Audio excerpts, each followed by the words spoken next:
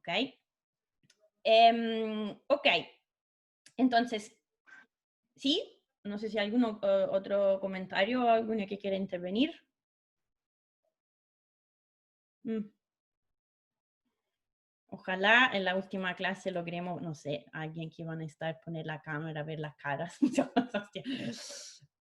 Si nos cruzamos de nuevo en la vida, por lo menos sabemos quién somos. Pero... Ok, ya, unos comentarios entonces sobre esta parte del modelo de Solow y avanzamos. Ok, punto primero.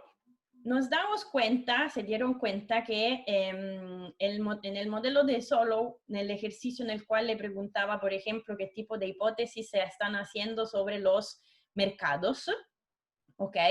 Bueno, se están haciendo la hipótesis básicamente que los mercados son de los factores productivos, por allá se hablaba de capital y trabajo, perfectamente competitivo, por esto el trabajo y el capital reciben como pago su productividad marginal.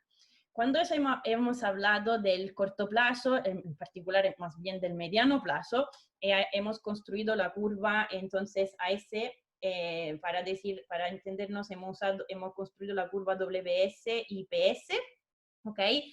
No hemos usado la idea que el mercado de trabajo es perfectamente competitivo y los salarios son iguales a la productividad marginal. Para nada. Hemos considerado que hay imperfecciones en el sentido que hay una negociación, que el resultado de esta negociación depende de variables institucionales, Z, mu, ¿se acuerdan?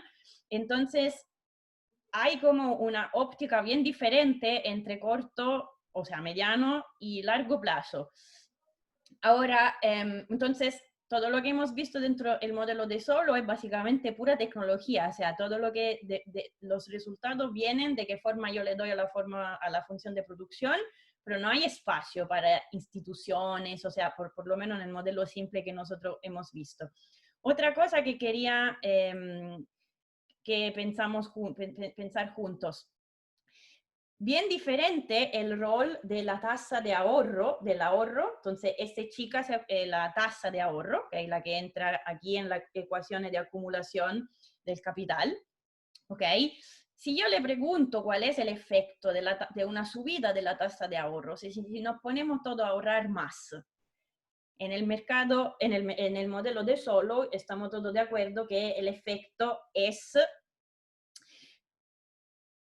una subida de lo que es el nivel de estado estacionario. Ahora, por el modelo que yo le acabo de escribir aquí abajo, reconocen que la función de la dinámica del capital está escrita en términos de K chico, donde K chico es capital en términos de trabajo efectivo. ¿Sí? Entonces, yo aquí le estoy diciendo K chico es K dividido a L.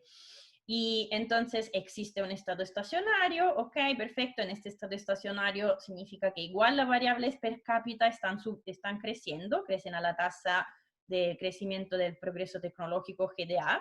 Si yo le digo cuál es el efecto de una subida de la tasa de ahorro, están de acuerdo conmigo que es verdad que en el largo plazo yo no cambio mi tasa de crecimiento, porque si yo aquí en términos de crecimiento estoy hablando de la tasa de crecimiento de las variables per cápita, o sea, chicas y chicos, cuando alguien escribe en un diario cuánto creció el PIB, etcétera, se habla o de la variable agregada, Y mayúsculo, o mejor, que tiene más significado, de la variable per cápita, ¿verdad? Entonces, cuando se habla de crecimiento, se entiende en la jerga, quiero decir, del discurso común, si crece o no y cuánto crece el PIB per cápita, o el PIB agregado, o sea, o Y mayúsculo.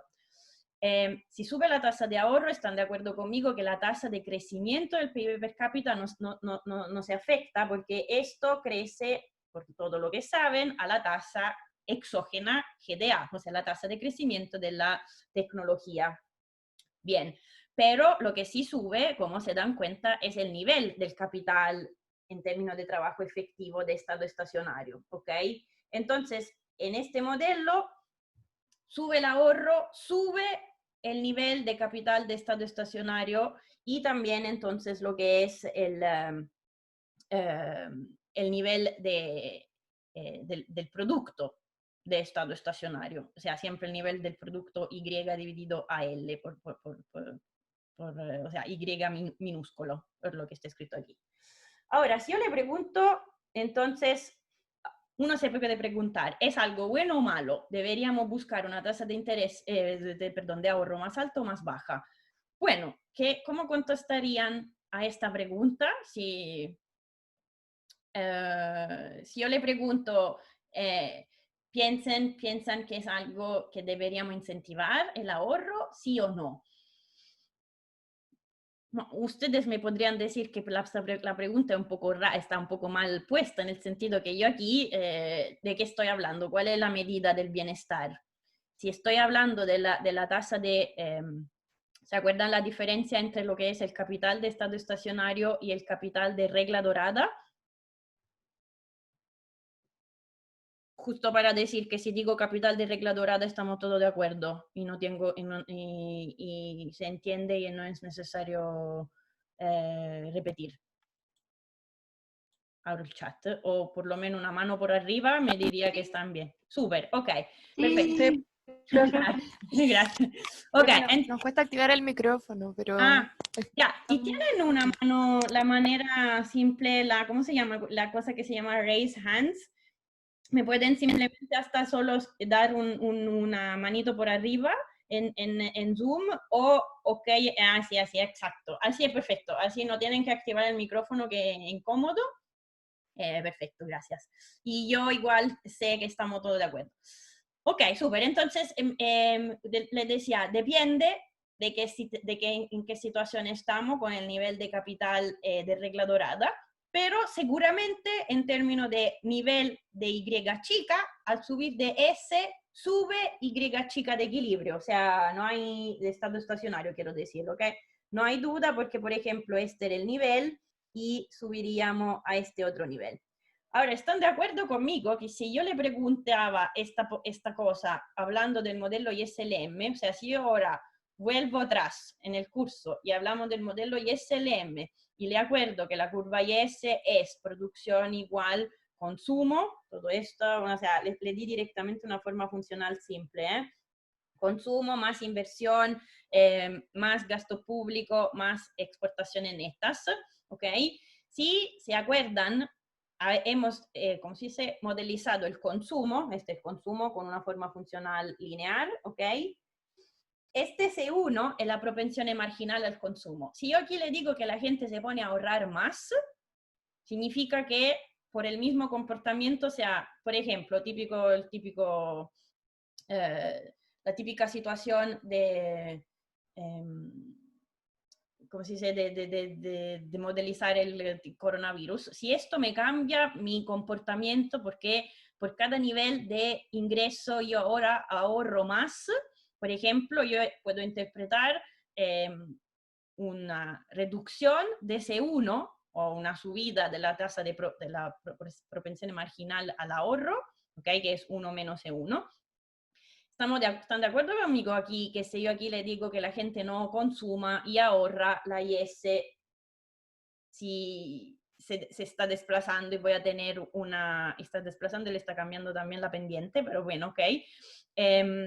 Voy a tener menos producto.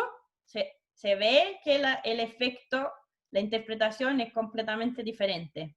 Porque aquí estoy en el corto plazo y le estoy diciendo básicamente en el corto plazo no hay espacio aquí para hablar de capital que se acumula, mientras que aquí sí están hablando de capital que se acumula. Entonces pueden interpretar el corto plazo como una situación en la cual básicamente es decir que como el capital total está fijo, mientras que aquí lo podemos acumular.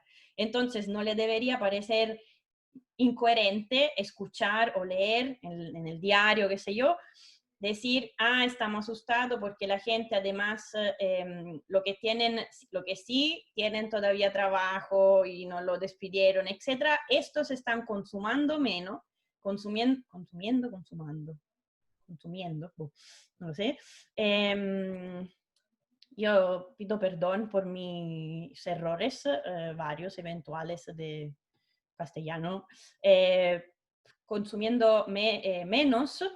Esto, en términos del corto mediano plazo, entre comillas, una mala noticia. O sea, estamos diciendo que esto dice que tenemos menos consumo. Esto significa uno shock básicamente de demanda negativo. ¿Ok? Entonces aquí podrían tener el ejemplo con la curva SAD. Esto no le debe parecer entonces incoherente con el hecho que nosotros en el largo plazo decimos que la inversión es algo positivo y entonces queremos incentivar la inversión, o sea, queremos incentivar el ahorro que se tramuta, o sea, el ahorro, quien ahorra son los hogares, el ciclo, o sea, la picture rápida aquí sería los hogares ahorran, los bancos hacen de intermediario entre el ahorro de los hogares, que dan préstamo a las empresas para que inviertan, produzcan, etcétera, etcétera. ¿Okay? Entonces, para decir que para que no le parezca raro, para que no le parezca contradictorio este discurso sobre la tasa de ahorro. ¿Se entendió esto? O sea, la diferencia entre corto o mediano y largo plazo en términos de los efectos de un cambio de la tasa de ahorro. Sí, estamos bien con esto. ¿Profe? Sí. Entonces, en el largo plazo, ¿es bueno un aumento del ahorro? O sea, de ese. Si es bueno o malo, depende. Mira, lo que todavía no quiero entrar en decir, o sea, para decirte si es bueno o malo, deberíamos considerar que estamos ok para medir el bienestar con el capital de regla dorada, ¿ok? Entonces, efectivamente, si tú me dices si es bueno o malo, yo te digo, mira, en el ámbito del modelo de Solow, la única cosa que podemos ir a ver es si el capital de estado estacionario es igual, menor o mayor del capital de regla dorada. Aunque todavía uno me dice, ya, pero este capital de regla dorada está maximizando el consumo, es una medida de bienestar, no es exactamente, pero entonces depende. Podría subir el ahorro si yo tengo un capital de estado estacionario que es más chico del capital de regla dorada, subir el ahorro es algo positivo. Si estoy con el otro desigual aquí, con el otro, ¿cómo se dice? Signo, sí, chao, es algo, entre comillas, malo. Pero que sea malo o bueno, lo que quiero decir es, hasta poniendo esto un poco en stand-by, sí o sí, al subir el ahorro, sube lo que es el nivel de Y chica, de estado estacionario. ¿Se entiende? Sí o sí sube. Si es bueno o malo, la única cosa que puedo ir a ver yo es más bien esta, si el capital de estado estacionario es mayor, menor o igual a lo de regla dorada. Es totalmente diferente de lo que le dice en el corto plazo, porque si sube el ahorro, en el corto plazo Y baja. Esto de equilibrio, ¿eh? Esto quiero decirle. Si es bueno o malo, subir la tasa de ahorro, entonces el capital. En el modelo de Solow, la única cosa que podemos decir, depende de qué nivel estamos con la regla dorada con respecto al estado estacionario. ¿Se entiende? Sí, súper, gracias. Súper, ok. Y justamente por allá ahora yo quiero ir hoy, o sea, empezar a decir si podemos hablar un poco más de lo que es esta cuestión del óptimo o del bienestar. ¿Por qué? Porque entonces este modelo, otra remark, este modelo tiene una implicación un poco interesante, porque de un lado yo estoy con un mercado perfectamente competitivo, aquí tengo el mercado del capital, el mercado del trabajo, los factores productivos, la empresa, yo ni siquiera le dije si estoy en competencia, o sea, no me estoy preocupando de cómo fijar los precios, o sea, estamos en el mercado perfecto, en situaciones de mercado perfecto, pero yo puedo claramente tener una situación suboptimal si considero que la situación optimal es tener K de regla dorada. O sea, estamos con mercados perfectos, pero no tenemos lo óptimo. Es una conclusión que, si ustedes se acuerdan o han visto, o sea, están viendo, no sé, los teoremas del bienestar clásico, o sea, decir, si yo tengo toda competencia perfecta, etcétera, etcétera, no debería tener este resultado que no obtengo el óptimo, ¿ok? Entonces, esta situación es relativamente extraña. ¿De dónde viene? Viene del hecho que yo aquí le he planteado una tasa de ahorro exógena, un parámetro, se llama S, ¿ok? Tenemos que eliminar esta hipótesis hoy y decir que yo elijo, yo sociedad, o sea, agente aquí, consumidores, llamémoslo, eligen cuánto ahorrar y cuánto consumir, ¿ok? Entonces, esto es nuestro objetivo de hoy. Que le quería decir, ok, entonces si con esto estamos bien, no, perdón, la última consideración que le quería hacer antes de continuar. Este modelo que hemos visto hasta ahora de Solow tiene una implicación, una consecuencia que no sé si nos gusta, que básicamente al final sí hay crecimiento de las variables en términos per cápita. Esto es solo si tengo una tasa de crecimiento de la tecnología que hemos llamado GDA, y esta GDA es algo totalmente exógeno, que yo le di GDA, la tasa de crecimiento de la tecnología, A2 sobre A igual GDA. ¿De dónde sale? No lo sé. ¿Se puede cambiar? Claramente no, porque es un parámetro, ¿ok? Al final, si hay crecimiento, es algo exógeno. Y esto no es exactamente una conclusión muy, ¿cómo se dice?, deseable ni muy realista, en el sentido que no es verdad que, o sea, no sé si a ustedes les parece una conclusión realista o que tenga mucho sentido, pero la experiencia claramente muestra que, por lo menos hasta un cierto nivel, el crecimiento está conectado a algunas variables que son elegidas, o sea, son algo que se elige a nivel de la sociedad, ¿verdad? O sea, el concepto que mayor es la inversión en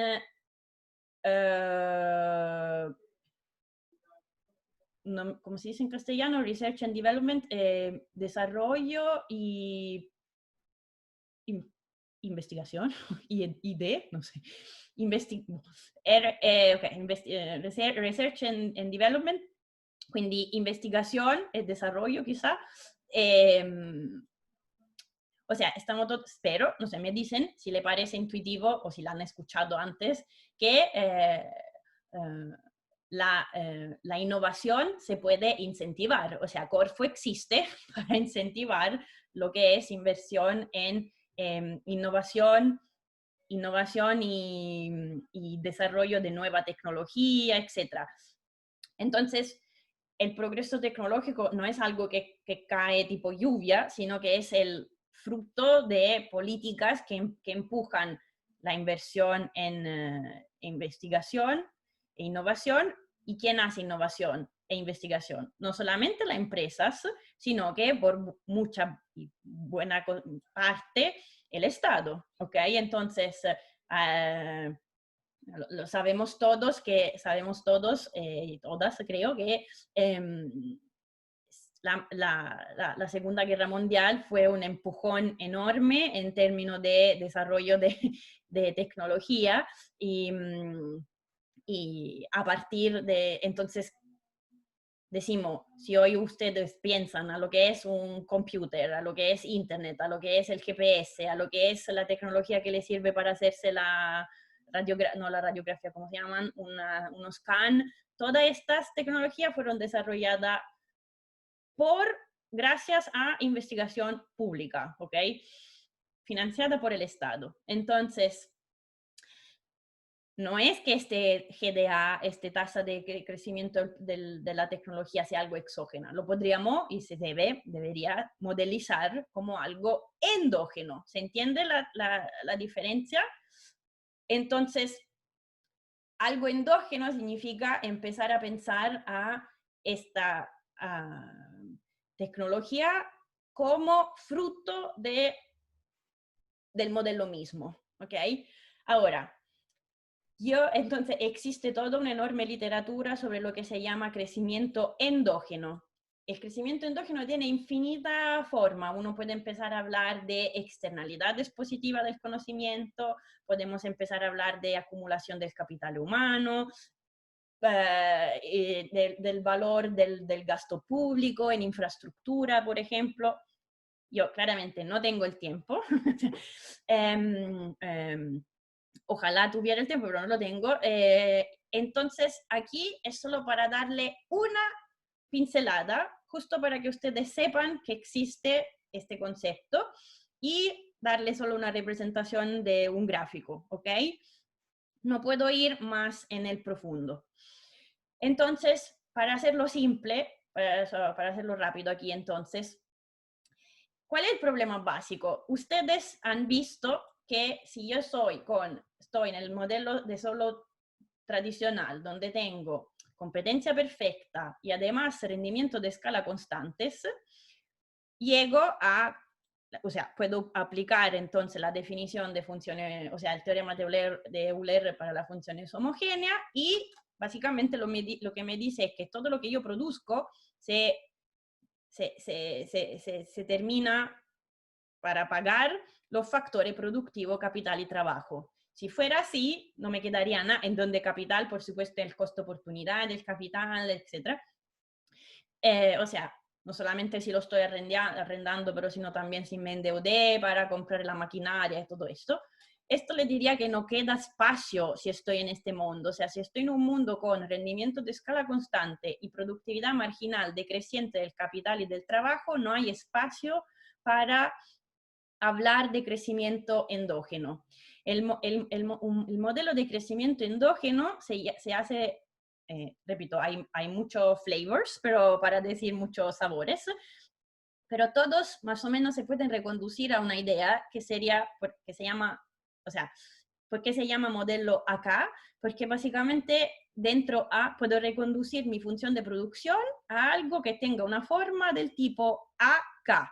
Lo que significa que aquí el capital no tiene rendimiento de escala, no tiene rendimiento decreciente. ¿Se entiende? Es una función lineal. Y igual a multiplicado K mayúsculo. ¿Ok? Entonces, por eso se llama modelo AK, para decir que si ustedes llegan a escribir la función de producción con esta forma, acá, bueno, sí o sí van a tener un tipo de crecimiento que se llama, que vamos a definir ahora qué significa endógeno. ¿Ok? Entonces, yo aquí voy más o menos rápido, o sea, sigue, solo para darle una idea, ¿ok? Pero me dicen, me interrumpen si, no sé cómo, si no lo convence, ¿ok? Aquí mi único punto es, bien, le estoy mostrando tres ecuaciones de un paper, de un trabajo muy antiguo, ¿ok? Del 65, y a infinito textbook sobre lo que puede ser crecimiento. Aquí es solo para darle una idea. Imagínense que yo tengo varias empresas, ¿ok? Pero aquí las hacemos todas iguales. Pero cada empresa tiene una función de producción donde usa capital y trabajo, ¿ok? Pero ahora yo le digo que cuando una empresa usa trabajo, capital, este capital contribuye a lo que es la productividad general, ¿ok? Entonces aquí tienen A barra, cada empresa usa una tecnología, son la misma tecnología, entonces tienen este factor A barra. Yo empresa no manejo directamente A barra, yo empresa A barra lo tomo por given. O sea, por ejemplo, hoy en día todas las empresas, digo, usan internet, tienen la factura electrónica, qué sé yo, esto decimos lo que es nuestro nivel general A barra. Pero ¿de dónde viene A barra? A barra viene de las contribuciones del hecho que cada empresa, haciendo su trabajo, usando el capital, mejora esta tecnología, ¿ok? Entonces aquí le estoy diciendo, la suma de todos los capitales que usan la empresa produce A barra según una cierta función que es, no sé, una constante a cero. Aquí tienen todos los capitales sumados, exponente eta. O sea, aquí que le estoy intentando, que nos está intentando de contar Frankel, que la empresa toma un cierto nivel de tecnología por dado. Cuando ella decide de usar el capital, está afectando el nivel general de conocimiento o tecnología que todo el mundo usa. Entonces, básicamente, es como que es una externalidad. ¿Okay? Entonces, yo haciendo mi elección de capital, contribuyo a lo que es el nivel de la tecnología general, solo que yo de esto no me doy cuenta. Yo esto no lo tomo en consideración cuando yo no tomo en consideración que a barra lo afecto yo. ¿Por qué? Porque el mismo problema de la externalidad. Porque yo soy una empresa de N mayúscula. Entonces, si yo cambio algo, yo sola, no es que se vea mucho. Claro que si todo lo hacemos, sí, esto se refleja en un barra, se llama overline A diferente. ¿Se entiende un poco la idea? Entonces, ya con esta simple descripción, que podríamos considerar, no sé si le gusta o no, pero es para decir, ya introduciendo un concepto de externalidades o lo que llamó, el autor del paper lo llama learning by doing, que imagino que ustedes conocen el término, ¿no? Que yo más hago, más aprendo.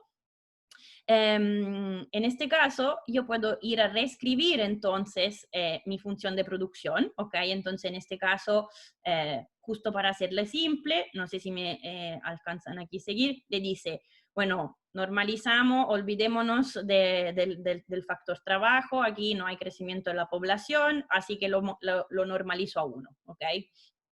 Después le digo que cada empresa son todas simétricas, ¿verdad? Entonces cada empresa tendrá un nivel de capital que es el total dividido por el número de las empresas que hay, porque son todas simétricas, ¿ok? ¿Esto qué significa? Que si me siguen aquí, yo entonces tengo a barra, que es a 0 por esta constante, por la suma de todos estos capitales, pero los capitales de cada empresa no es nada más que K dividido por N porque son todas simétricas, sí, son todas simétricas, ¿ok? Entonces, básicamente al final yo quedo con una función de producción donde entra un K, el K mayúsculo, ¿ok? Porque el N me lo estoy sacando, o sea, la sumatoria de N, sería N dividido por N, entonces se simplifica. ¿Esto qué significa? Que al final de la situación, si yo quiero ir a escribir mi función mi función de producción, entonces lo que me interesa es escribir la dinámica del capital, ¿ok? Lo que tienen aquí donde ven mi cursor. Para escribir la dinámica del capital tengo siempre la misma hipótesis, una tasa de ahorro constante que multiplica Y, entonces tengo que ir a escribirme bien quién es mi Y, ¿ok? Entonces aquí estoy simplemente utilizando la definición de a barra que tengo de aquí arriba, ¿ok? Entonces sustituyo la definición de a barra y como se dan cuenta es simplemente cambiarle nombre. Aquí tengo lo que llamo A, entonces tenía a barra, tengo a 0, ahora se llama A, que es algo donde entra una constante, entra a 0 y entra el número de la empresa. Y después me quedo con capital, exponente alfa más eta, ¿ok? El eta es lo de esta función aquí. Mi dinámica del capital, entonces esta, y espero que empiecen a reconocer, si yo busco la tasa de crecimiento del capital total, entonces K2 dividido por K, o sea, si yo busco si existe un capital de estado estacionario, básicamente si existe, K2 es igual a 0, lo que significa que el ahorro total tiene que ser igual a la depreciación total. Si yo voy a a graficar estos dos tramos, estas dos funciones en función de K, ¿ok? Entonces tengo S, A, K, alfa más eta, menos delta K. Bueno, delta K es todo esto, digo, siempre en función del capital. Claro que todo va a depender de cómo son estos exponentes, ¿ok? O sea, yo puedo tener la situación alfa más eta menor a 1, en el cual significa que yo aquí tendré algo que es cóncavo en términos de K. Puede que sea una función convexa, si esto es mayor de 1, o va a ser una función lineal, si alfa más eta es exactamente igual a 1. ¿Se entiende aquí? O sea, aquí le estoy diciendo, es un ejemplo de crecimiento de función en la cual tengo unas externalidades, o sea, la tecnología, esta productividad total, no es algo que me cae del cielo, sino que es algo que dentro de todo depende del comportamiento de las empresas, ¿ok? al final todo depende de cuánto vale este eta y este alfa que entra en la función de producción. La función de producción está escrita tradicional con rendimiento de escala constante, ¿ok? Esto estamos de acuerdo.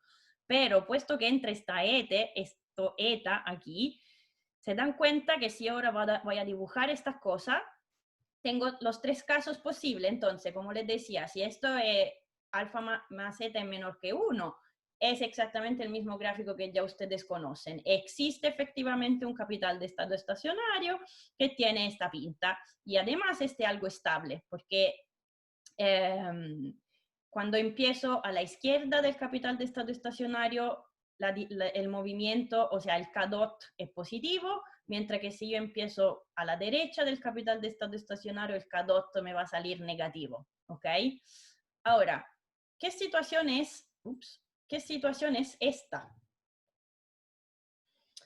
Si yo le digo que capital, entonces estoy siempre con la misma dinámica, ¿verdad? K dot igual a 0. Puedo buscar un nivel de capital de estado estacionario, K estrellita, que tiene siempre la misma pinta. Pero miren, si alfa más zeta es mayor que 1, les decía, ustedes tendrán una función SA, bla, bla, que es convexa. Ahora, si yo empiezo a la izquierda del capital de estado estacionario, se dan cuenta que significa que la parte de depreciación es mayor.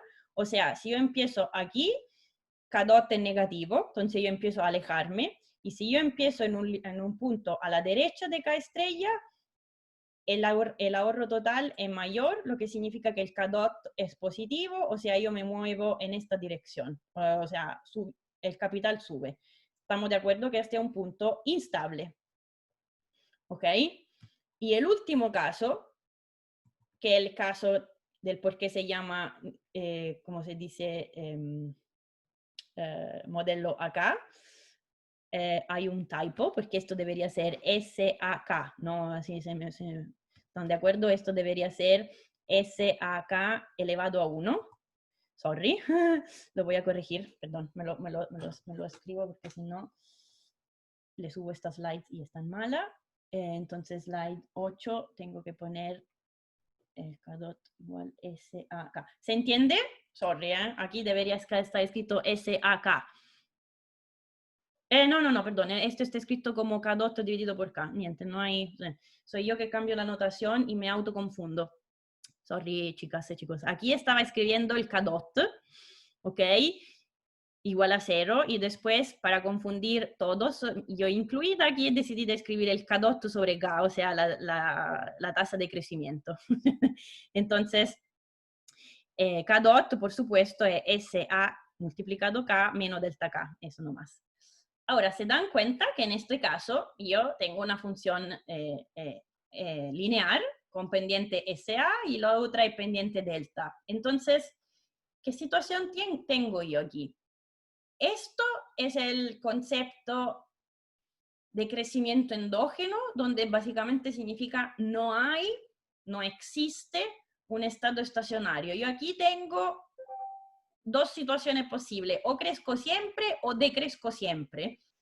Todo depende si este SA, que repito, es la tasa de ahorro a una constante, si esto es mayor o menor de delta. Por lo que yo le dibujé, yo estoy en una situación en la cual este SA es mayor de delta, o sea, básicamente no existe un estado estacionario, sino que el capital crece siempre. Esto es el concepto. ¿Y de dónde viene? Entonces, si yo le cuento el modelo, de la empresa que invierten, etcétera, y le pongo alfa más zeta igual a 1, obtengo este resultado. ¿Se entiende? O sea, ¿se entiende la interpretación? O sea, le quiero decir, para llegar a esta expresión de K dot igual SAK menos delta, o depende de qué situación, si tengo el crecimiento de la población o lo que sea, puedo llegar a esta expresión de varios puntos de vista, ¿okay? O sea, con varios modelos. Aquí le hice una sola aplicación, que era esta idea de la empresa que van invirtiendo. O sea, esto está por esta idea, ¿ok? Con esta función de producción y el hecho que la tecnología viene de un concepto, no sé, llamámoslo learning by doing. le podría haber contado otra historia, repito, acumulación de capital humano o o sea, que el factor trabajo se pone más productivo si acumulamos conocimiento, por ejemplo, o que les decía de la infraestructura pública, etc. El punto es, si yo llego a escribir una función donde aquí tendré acá, o sea, una función de producción donde tengo, entonces el ahorro es S que multiplica algo. Este algo es una función lineal del capital, porque si alfa más zeta igual a 1, el exponente aquí es 1, ¿ok? Entonces estaba mirando esta ecuación, perdón, de la dinámica. Esto boils down, ¿no? Como se dice, se exprime con un concepto que es esto del modelo acá, donde básicamente se entiende que el capital no tiene más rendimiento decreciente. Aquí, como ven, como si tuviera una función con rendimiento constante del capital, del solo capital o productividad.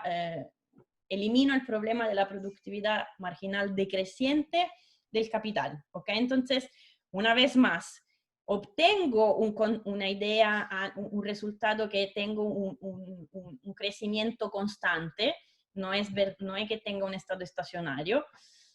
Ahora, no sé cuánto nos pueda parecer útil o no útil, al final esto igual es un problema de ir a ver si estamos de acuerdo con esto, sí o no, o sea, con alfa más zeta, o sea, cuánto le damos, cómo estimamos estos parámetros, que son siempre parámetros de tipo tecnológico, o sea, de la función de producción o del concepto de learning by doing en este ejemplo, sería este eta.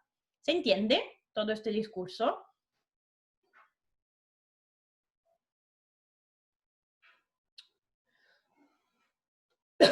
Hago una pausa, 1 porque así yo respiro, 2 porque así por si acaso me quieren poner una manito por arriba, sería lindo. O sea, si se entiende, si no se entiende, no, por supuesto.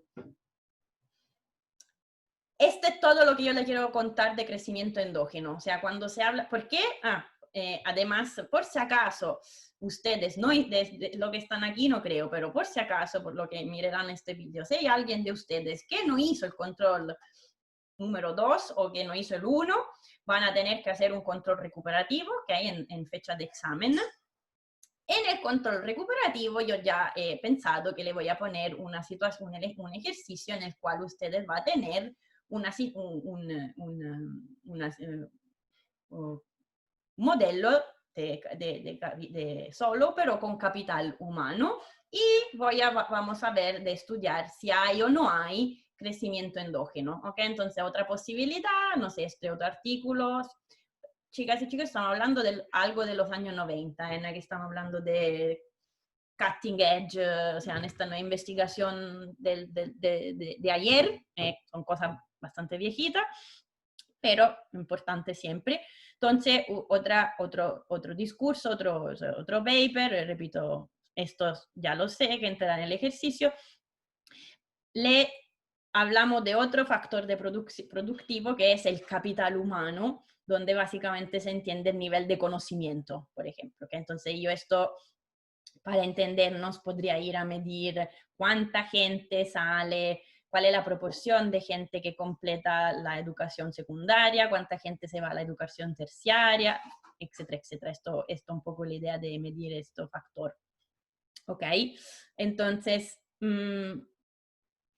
el único concepto que quiero que salgan de aquí es, podemos pensar a varias situaciones que no cambian la función de producción básica, y repito, que sean externalidades, learning by doing, capital humano, infraestructura tipo financiada con el gasto público, todo esto, o sea, infraestructura financiada por el Estado, todo esto, si no llega a tener una función de producción básicamente del tipo acá, podemos obtener una situación de crecimiento básicamente en la cual no existe un estado estacionario, y como ven aquí la tasa de crecimiento, si yo aquí le digo si sube S, si sube la tasa de ahorro, para volver a mi pregunta inicial, si en el modelo de solo yo le digo que sube la tasa de ahorro, al final lo que pasa es que vamos a tener un nivel de Y chica o un nivel de K chico más alto, pero no es que afecta la tasa de crecimiento, porque al final la tasa de crecimiento, o sea, hoy existe un estado estacionario y la variable agregada crecen, pero crecen a GDA, la variable per cápita, perdón, crecen a GDA. El crecimiento endógeno le dice que le cuenta, como ven, la conclusión es bien diferente. Aquí le está diciendo que la tasa de crecimiento sube, imagínense que ya estamos en una situación positiva, entonces tengo crecimiento positivo. Si es que la tasa de ahorro sube, esta se pone más vertical, más pendiente, sube permanentemente la tasa de crecimiento. ¿Se entiende? Que es una consecuencia bien diferente. ¿Se entiende?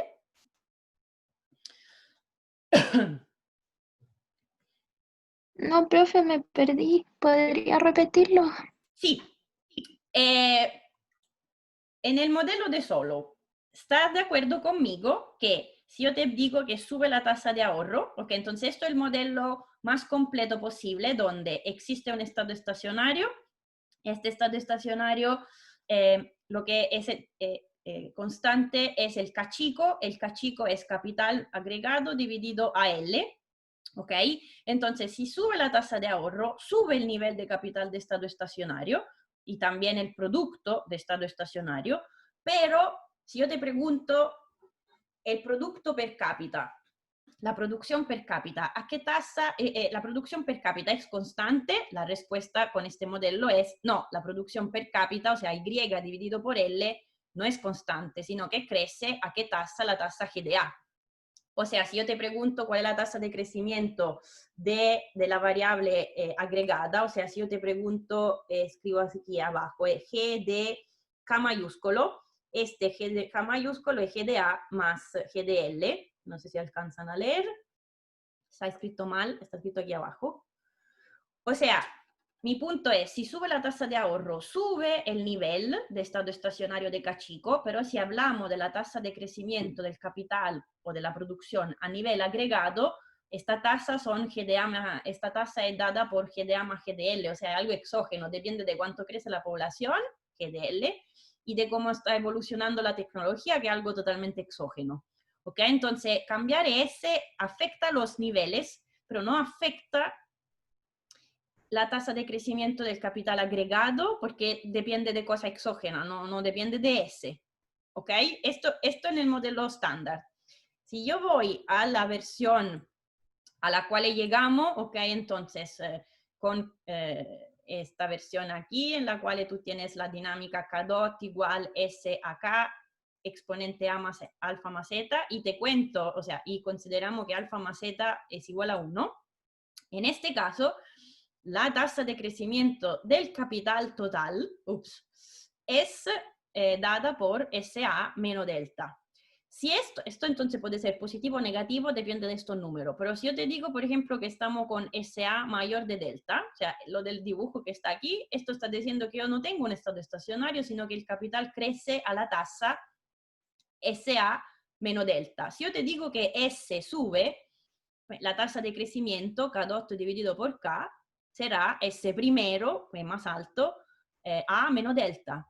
¿Ok? Entonces, en este modelo, si yo subo la tasa de ahorro, afecto la tasa de crecimiento del capital agregado. Mientras que porque no hay, de hecho aquí no hay un estado estacionario, mientras en el modelo de solo estándar, aquí, si sube la tasa de ahorro, la tasa de crecimiento del capital agregado no cambia, ¿verdad? Porque es GDA más GDL. ¿Se ve la diferencia? Sí, Súper, ahora sí. súper, perfecto. Ya, perfecto. Ok, esto entonces, como les decía, era todo lo que le quería contar sobre esta idea de crecimiento, o sea, de modelos. Entonces uno puede jugar, o sea, puede analizar mucho más de lo que hemos visto nosotros. Claramente, si yo le cuento esto, o sea, si analizamos un modelo de crecimiento endógeno, si yo empiezo con un cierto, o sea, la consecuencia en términos de convergencia es que no existe convergencia. O sea, si yo empiezo en un caso con SA mayor de delta, crezco siempre, y si no, decrezco siempre, pero no existe un estado estacionario al cual tendríamos que converger, etc.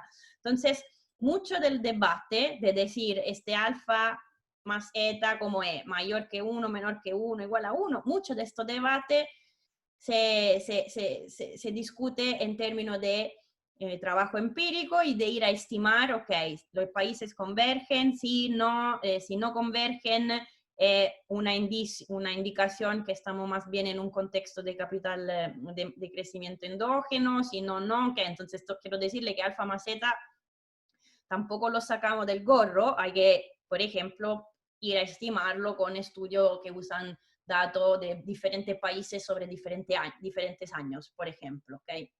Solo para tener una idea.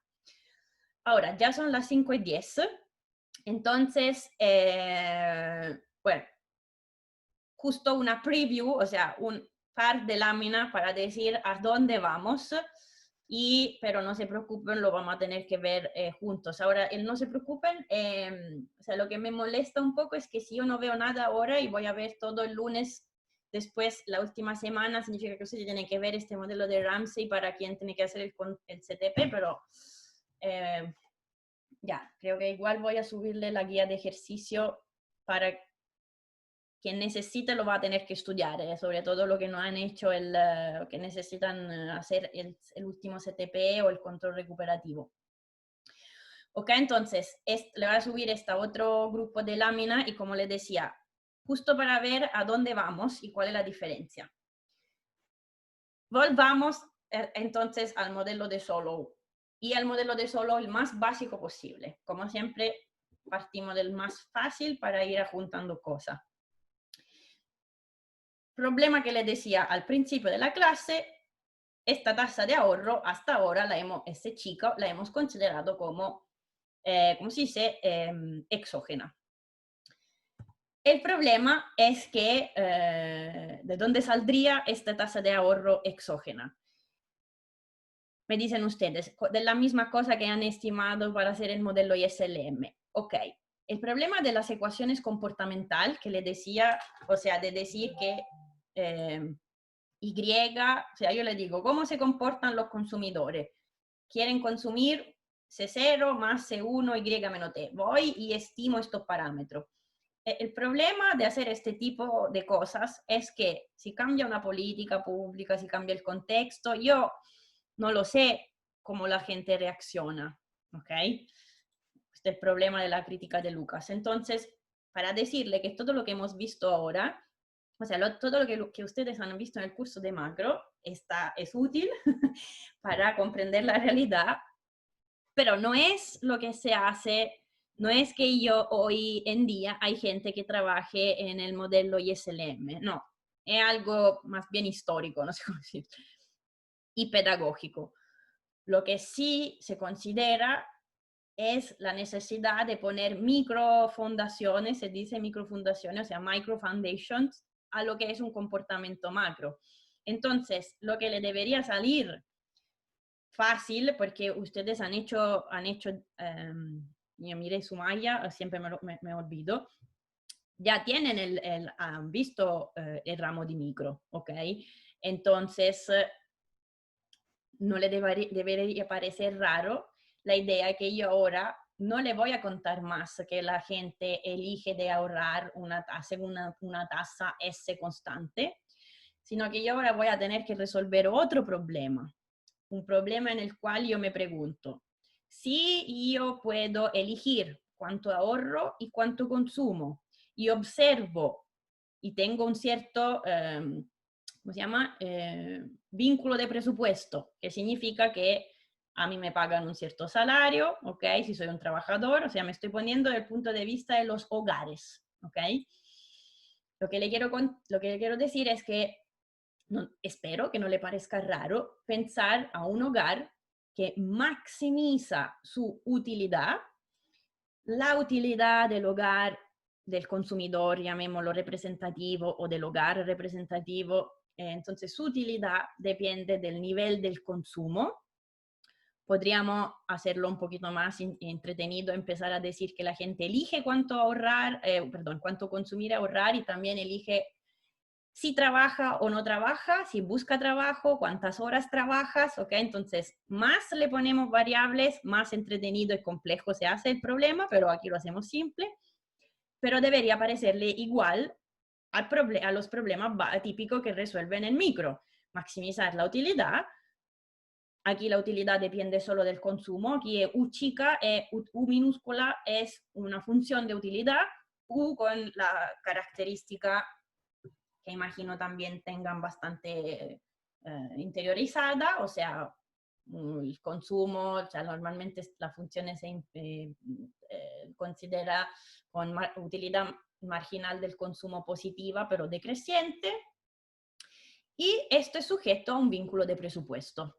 Ahora, la diferencia con respecto a lo que ustedes han visto en micro, creo, pero ustedes me pueden decir, no, sabe que nosotros ya hemos visto todo, así que mejor para mí.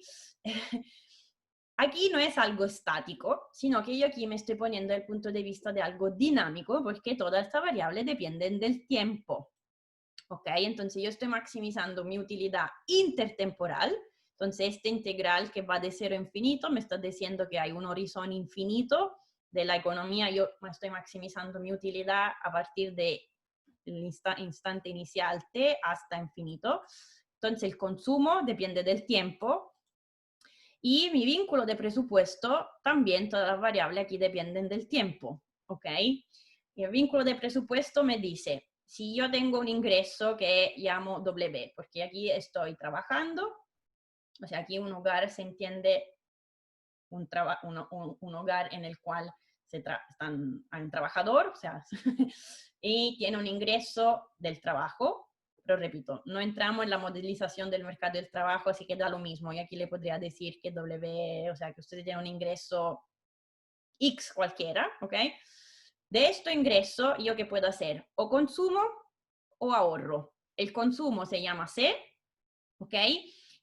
El ahorro es lo que me hace cambiar, entonces, mi stock de assets o riqueza, ¿ok? Entonces, S mayúsculo, por ahora está escrito con S para decir que es su variable de stock.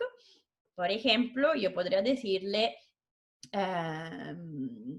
lo que yo tengo en términos de stock, ¿ok? Lo que yo tengo en mi cuenta corriente. O serían un asset o lo que yo tengo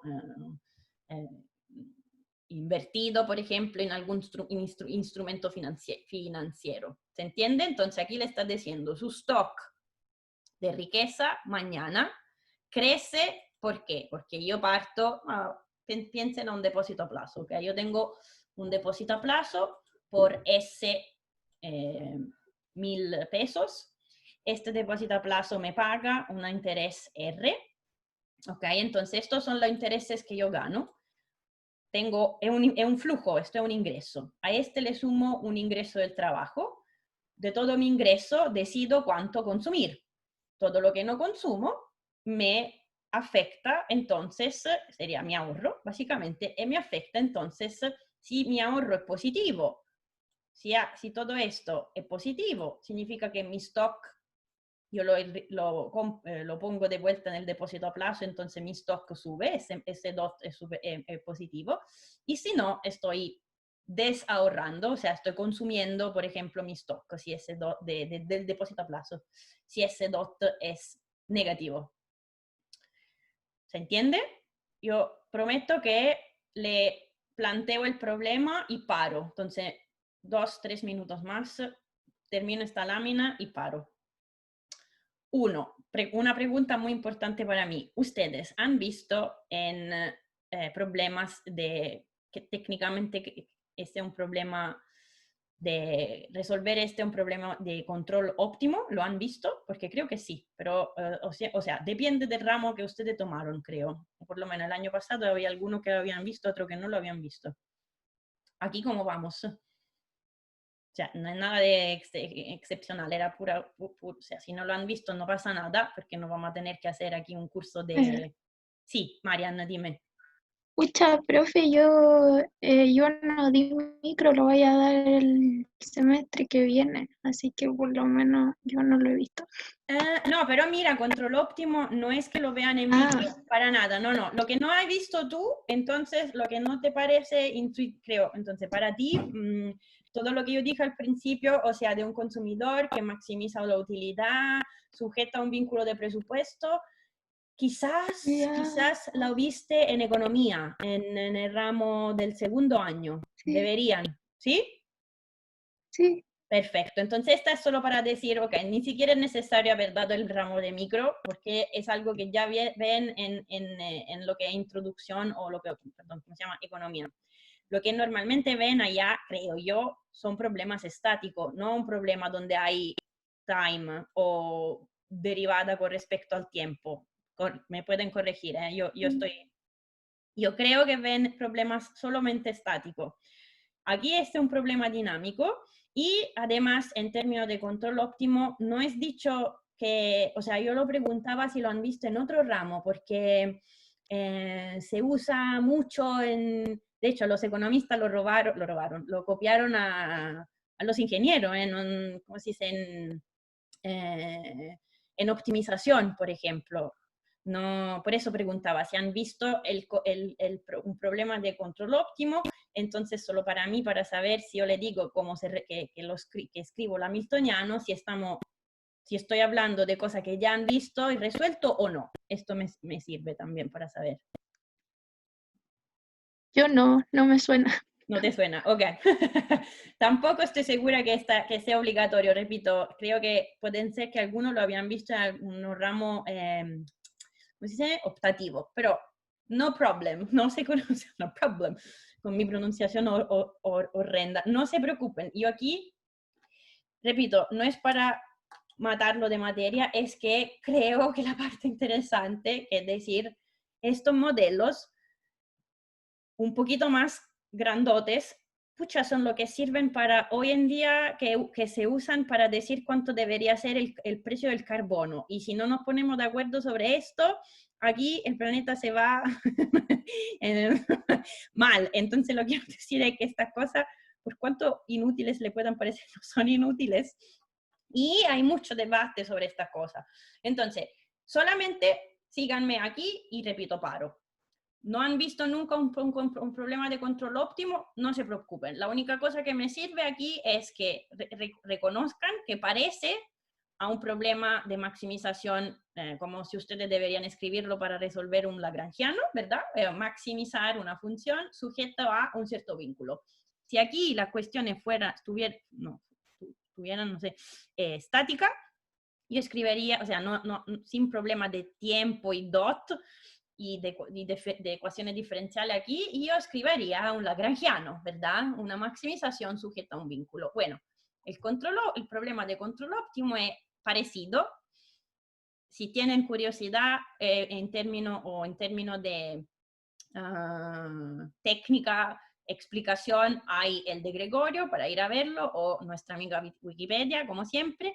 La idea es que yo para resolver esta cosa tengo una libro de receta y nosotros la única cosa que vamos a hacer aquí es aplicar el libro de receta, ¿ok? Entonces yo aquí no estoy haciendo un curso de optimización, para nada, no estoy en la condición de hacerlo. Pero como algo que le debería parecer un lagrangiano, miren, se llama hamiltoniano y no es lagrangiano. Entonces, ¿qué es? La función maximizanda, lo que tienen escrito aquí, e elevado, o sea, la cosa que está bajo la integral, para comprendernos, más su vínculo, esto, que está dentro de las paréntesis, multiplicado por algo que debería parecerle un multiplicador de Lagrange, que no es multiplicador de Lagrange, pero es la idea. ¿Se entiende? O sea, no me tomen aquí en ridículo en términos de mi explicación, es solo para darle una intuición. Repito una vez más. Vamos a utilizar solo el libro de receta, o sea, para resolver estos tipos de problemas hay que escribir un hamiltoniano y usar las condiciones de óptimo del hamiltoniano, que son Entonces, hay que aplicar lo que yo le diga, no hay, por aquí no hay que cuestionarnos mucho. La condición de optimalidad son básicamente condición de primer orden, son que la derivada del hamiltoniano con respecto a la variable que se llama la variable respecto a la cual yo estoy maximizando, ¿ok? La variable de elección, control variable se llama.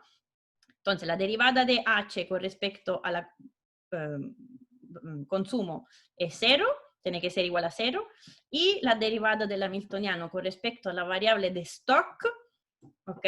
S, que la variable de stock es la variable por la cual yo tengo una dinámica, ¿ok? Entonces el capital, tengo la dinámica del capital, aquí tengo la dinámica de mi stock, llamámoslo riqueza, assets, lo que sea. Esta es la variable,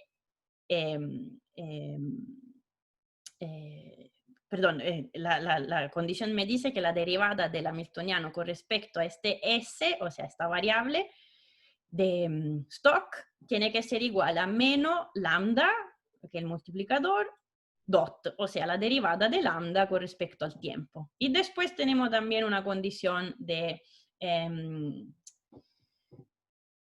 como una, ¿cómo se llama? El transversality condition, bueno, detalle técnico para decir que el problema no explota, pero nunca nos vamos a fijar mucho sobre esto. No tenemos que fijar sobre estas dos condiciones, ¿ok? Yo creo que paro porque ya me pasé, quería hacer 1 hora y hicimos 1 hora y casi 15. Entonces, yo le voy a subir estas slides. Le pido que de aquí a una semana más mastiquen esto de cómo se escribe un problema de control óptimo y ojalá miren la guía de ejercicio que le subo, porque aquí le voy a poner una forma funcional, hacemos una derivada, como lo que decía, no sé si era Marian al principio, o Michelle, que me decía que había muchas derivadas. Bueno, tenemos que hacer muchas derivadas, de nuevo, pero para que lo mastiquen un poco, ¿ok? Y aquí paro. No sé si tienen alguna... ¿Alguien estaba hablando? Escuché un ruido. ¿O no? Yo tengo una pregunta, profe, pero en relación a lo que queda del curso en el fondo de Sí, dime. evaluaciones. Sí. Porque tengo entendido que hay un CTP esta semana. O sea, el viernes debería subirlo, ¿no? ¿El CTP? Sí. No, el CTP, el último, va a ser la última semana. O sea, aparte que este fin de semana, este viernes es feriado. No, ¿cómo es? Este jueves es feriado, el viernes es feriado o viceversa, bueno, no me acuerdo, pero no hay clase, no hay ayudancia, no hay nada. Entonces el CTP va a tener que ser la última semana de curso, que sería la próxima. Ya. Y eso va a entrar lo que vimos hoy día y lo que vamos a ver el otro lunes. Exacto. Ya. Y eso es, porque sí, eso es. Y la misma cosa para comprendernos, si necesitan un control o un CTP recuperativo, que será la fecha del examen, o sea, la fecha que creo que hay un calendario, entonces yo debería hacerlo en esta fecha, pero después tendrán tipo, no sé, 5 días para entregar la misma cosa. Sí, van a tener que hacer el control recuperativo, y en este control recuperativo le voy a poner también un ejercicio del modelo que estamos viendo ahora, por supuesto. O sea, por supuesto, no sé si era por supuesto, pero así. Ok, entonces, sí, esto es.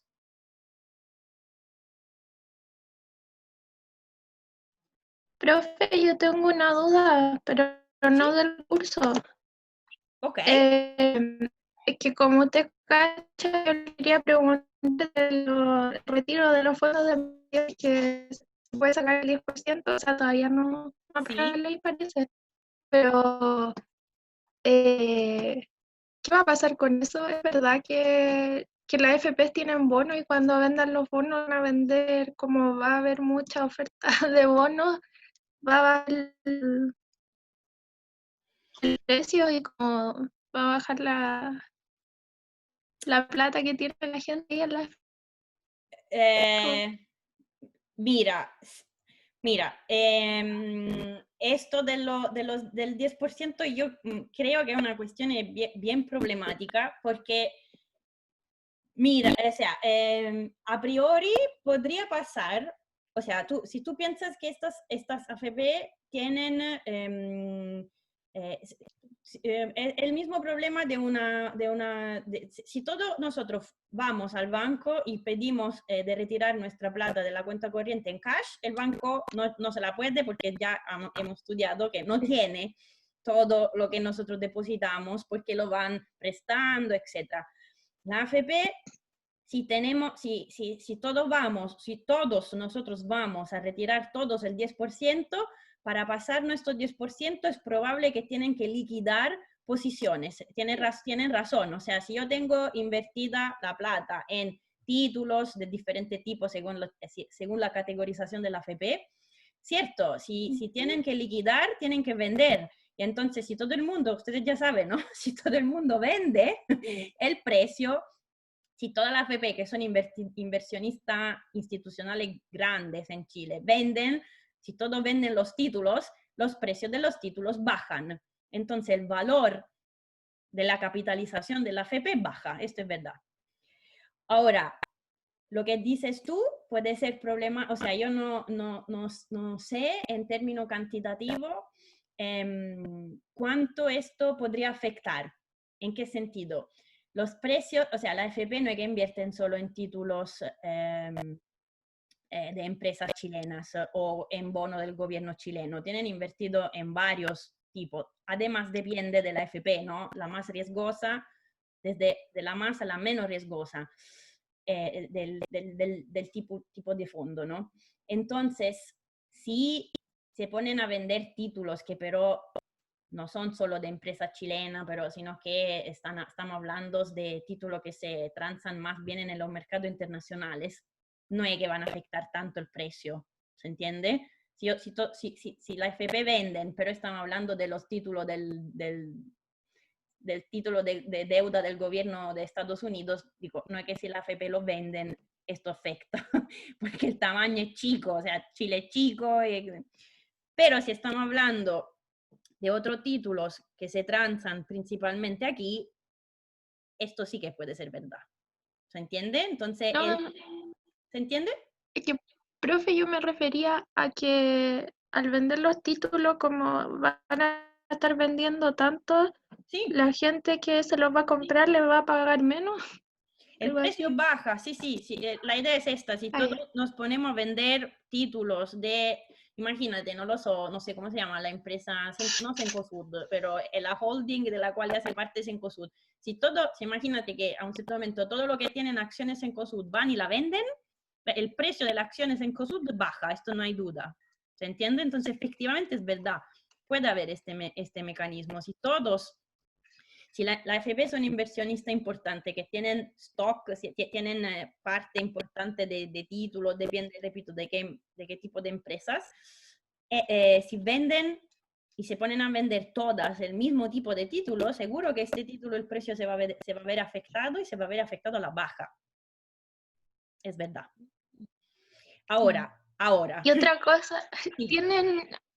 ¿tienen esto como las reservas que tienen los bancos, que los bancos comerciales que le obligan a tener la reserva en el Banco Central? Sí. ¿Las FP tienen ese respaldo? No, porque no son, esto tienen que ser instituciones tipo bancos o parecidos, o sea, tiene una caracterización según la Comisión de Mercado Financiero, pero no, la AFP no tienen este tipo de restricción, porque su trabajo no es lo de un banco. ¿Se entiende? Claro. Entonces, Sí. ellas no son sujetas a este tipo de regulación. Lo que sí quería decirte, si bajan los precios de los títulos, esto seguro afecta la capitalización de la AFP, esto seguro.